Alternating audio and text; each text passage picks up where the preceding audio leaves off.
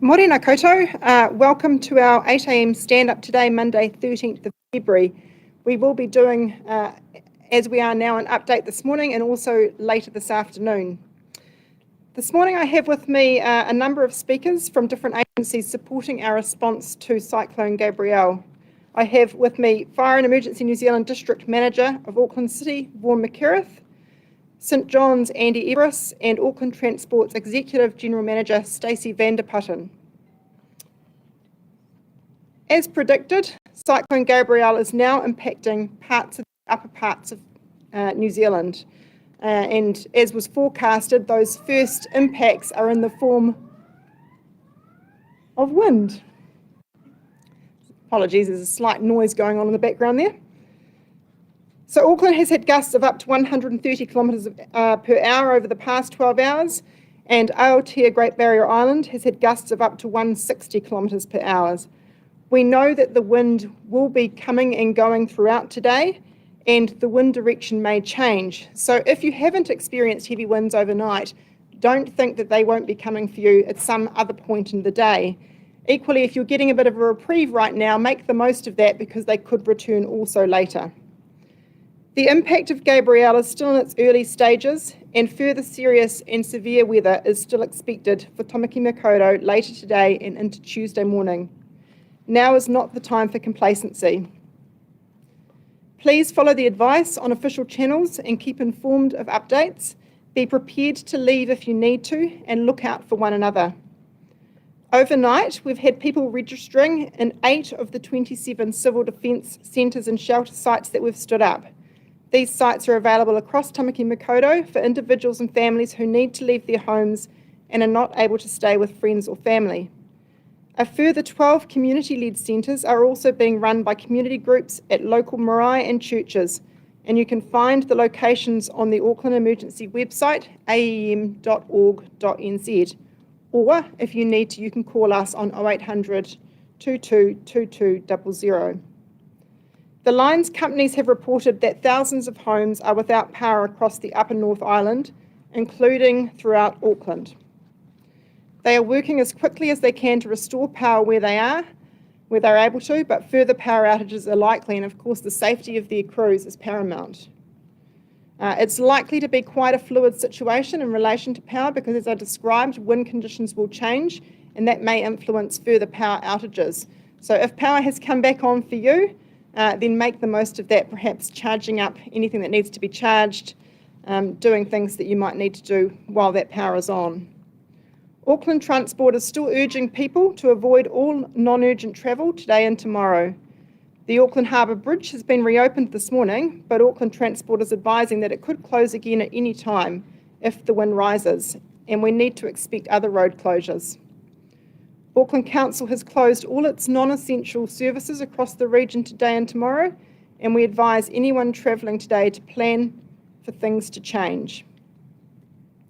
Looking ahead, we know the storm is going to get more severe for our region, and that's why we issued an emergency management alert yesterday afternoon to people's phones to highlight the seriousness of the situation and to provide people with the information to be prepared, stay informed and evacuate if needed. We would remind everyone that this bad weather is likely to cause further ground instability, so please keep an eye out for landslips, take extra precautions, and if you have any safety concerns at all, please consider finding alternative accommodation. I was just on my way up having a conversation with someone about people that have been going down to have a look at sort of the impressive waves coming in some of our coastal areas, but parking up underneath trees and taking that approach probably right now is not the advisable thing to do. So just again, really encourage people to take wise decisions, stay away from sitting under trees, going out to places that you just really don't need to be right now. Curbside rubbish and recycling collection has been suspended for Monday and Tuesday. If you see your neighbours' bins are out, perhaps please remind them to bring them back in and secure them from the wind. They might not have got the message. We are working very closely with the New Zealand Defence Force, which has brought in personnel that are stationed across Northland, Auckland and Coromandel and other regions at risk. They've been working hard to deliver welfare stores to civil defence centres and shelters, and they'll be available to help with evacuations over the coming days if required. I'm now going to hand over to Vaughan McKerrath, who's going to provide us an update from Fire and Emergency New Zealand. Thanks, Vaughan. Thanks, Rachel. Marina, everybody. Our firefighters and 111 operators have had a busy night last night, responding to more than 200 calls across the Northland and Auckland area, with approximately 20 in the Waikato area, all weather related. As we expected, these overnight incidents were related to the wind. Roofs lifting off homes, windows blowing out, a couple of places where trees have fallen on houses, lots of fallen trees, roads, and bringing down power lines. We've not had to carry out any rescues overnight, but our USAR team, based in Whangarei, was deployed to a building that had been damaged by a fallen tree. Fire and Emergency has the capability to respond across Auckland and all the regions that have been affected by the storm. Our crews are ready, and so are our communication centre staff. Our regional coordination centre is fully activated, and this has been mirrored in other regions across the country and at the national level as well. We're working in close liaison with Auckland Emergency Management and our other partner agencies. I do need to stress that this is just the beginning, as Rachel said. This is the beginning for what we know will be a very long storm. So please don't be lulled into this false sense of security.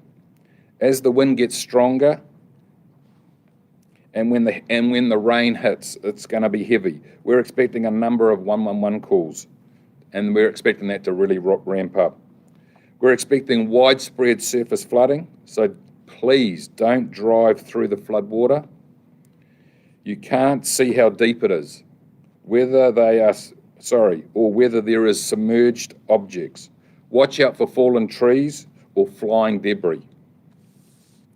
Please help us to get people, Please help us to get to the people who need us the most. That means calling 111 for life at risk. For example, if you or others are trapped or need rescue, if there is a fire, if there is a landslide, if you need to evacuate and you can't get out safely by yourself, we will always give priority to those calls. So please keep our 111 phone lines free for people who need it urgently. Thanks, Rachel. I'm now going to invite Andy Everest up from St John just to provide an overview of their preparedness and activities at the moment. Morena koutou. St John remains fluid and responsive to the storm, to the cyclone, and any needs that the community has. We have added additional resource in Northland, the Coromandel and Auckland. We have added additional resource in Auckland on top of that to account for any further closures of the Harbour Bridge, including additional four-wheel drive rapid response vehicle in Rodney, an additional specialist emergency response vehicle that's also four-wheel drive on the North Shore. Our command units have been deployed to two local coordination centres across Auckland, and our major incident support team and medics have been deployed to evacuation centres across Auckland to assist those in need. In the Coromandel, we have bolstered staffing numbers, and our volunteer first response units are ready to support the community when required. It is important to note that we have increased our resource within our communication centre and our clinical staff there. So in the event that our response is impacted by the cyclone to get to people, we have a clinical team that is there to answer any calls and assist those in need over the phone. Thank you. That's our update.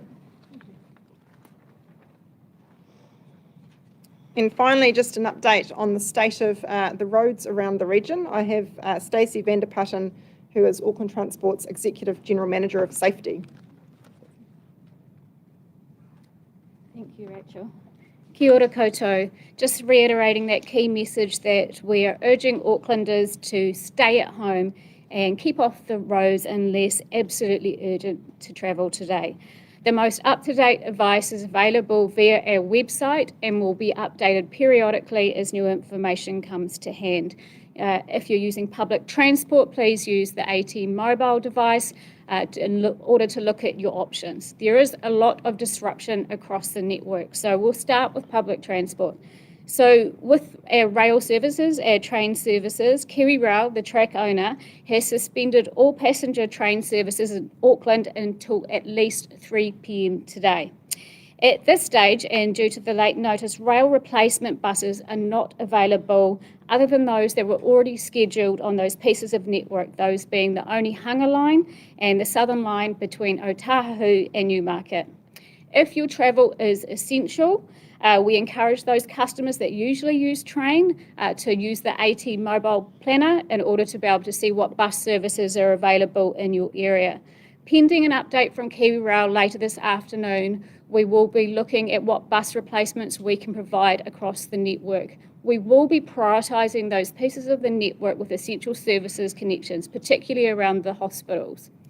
In terms of bus, scheduled bus services are running today, but there is likely to be some delays, detours and cancellations as the situation changes.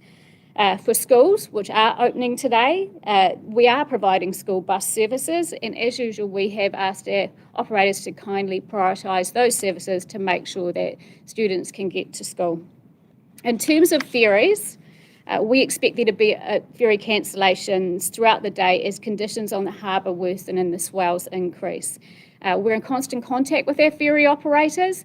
Due to the event and the changing situation, we may not be able to provide bus replacements in those situations. In terms of the Harbour Bridge, we've already heard it is open currently, but it is subject to change. There is speed limits on the bridge currently, and there is reduced lanes available. It may open and shut periodically throughout the day, depending on the changing wind situation. So we encourage people to plan your journey ahead, and again, only travel if necessary. In terms of roads, we again say please look out for debris. There are lots of trees and branches out there, so make sure that you be extra cautious if you are travelling, and be prepared for road closures. Specific areas to be prepared for this event that are subject to flooding are in terms of Wairau Valley, Tamaki Drive, Fanshawe Street, and around Victoria Park and Fred Thomas Drive. There are many more that we know are particularly vulnerable to weather events, and so we've listed them all out on our website for easy access to everybody. As previously said, we're prepared. We do have a lot of people out on the network ready to respond. We have 400 people available this morning, and we have geotechnical support and structural engineers who we can call in as necessary and as the situation changes. We do encourage everybody to please kindly respect the closures that are in place. The barriers and signages are there to protect your safety and others' safety, so please don't touch them or go around them. To reiterate, please avoid unnecessary travel. We will be updating information frequently at at.gov.nz. There is a banner at the top of our website that will take you to all the most relevant information as it comes to hand. Please stay safe, Auckland. Thank you. Kia ora. Thank you, Stacey. So as you can see, it's quite a fluid situation, and we all need to do what we can to be prepared. So just key message for the moment from us is to really keep abreast of all of the different information that's available on